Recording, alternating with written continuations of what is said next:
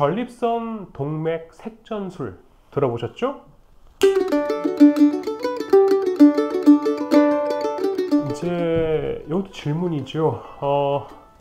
55세 남자 환자분이시고 이제 소변 보는 증상, 지금 일단 말씀을 들어보면 전립선 비대증으로 해서 이제 방광 기능에, 왜냐면 화장실을 자주 가고 밤에 소변 마려워서 깨고 급해서 소변이 새고 이제 이런 경우거든요.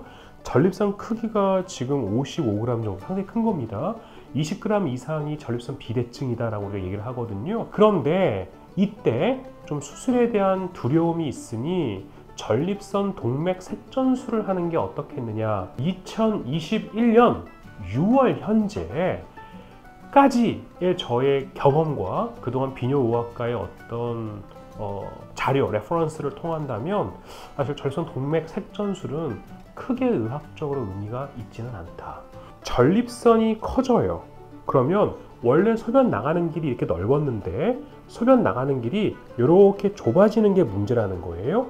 그러면 우리는 수술을 통해서 좁아진 전립선을 이렇게 넓히는 게 우리의 목표가 돼요. 그런데 전립선 색전술은요, 전립선으로 향하는 혈관을 막겠다는 거예요. 55g 정도 큰 전립선이에요. 그럼 혈관을 도대체 얼마나 많이 막아야 될까요? 전립선 수술 이후에 역행성 사정 같은 어떤 불편함을 염려하죠? 근데 이것도 생각해 보세요. 발기라고 하는 거는 성기라고 하는 혈관에 피가 몰려야 가능해요. 근데 그 혈관을 막아요? 오히려 성기능 장애 가능성이 있을 겁니다. 그러니까 이 영상 때문에 비뇨의학과에 계신 정말 저명한 교수님들 몇 분께도 여쭙고 배뇨장애를 담당하는 선생님들하고 자문을 구한 것도 사실이에요. 근데 현재까지의 비뇨의학과적인 경험이라면 사실 전립선 크기를 줄이는 데 가치는 있을 수 있겠지만 증상을 개선시키고 좁아진 전립선을 넓혀서 방광 기능을 살리는 데 있어서는 의미가 없는 시술이지 않을까라고 조심스럽게 말씀을 드립니다. 전립선 비대로 좁아진 문제는 뭐 어쨌든 어떤 수술적인 방법이 됐든 좁아진 길을 넓히고 이 넓힌 상황에서 방광 기능을 회복시키는 거거든요. 예, 저는 상당히 회의적입니다. 지난번에 그 색전술 얘기는 왜 하신 거예요? 그러니까 이제 앞으로 가능성이 있다, 이제 이런 시술 자체가 있다라는 말씀을 드렸던 거고요. 후유증을 최소화하고 환자분들로 하여금 덜 불편하게 하는 간편한 수술법들이 이제 개발되고 연구 중인 거는 사실이에요. 그런데 이게 교과서에 딱 등재가 되고 이게 정말 훌륭한 치료법이다, 여기에는 좀 아직 문제가 있는 것들이 많아요. 전립선 얘기할 때마다 얘기 나오는 그 바람 확장술은 진척이 어느 정도 되고 있는지 그렇죠. 상당히 도전적이었죠.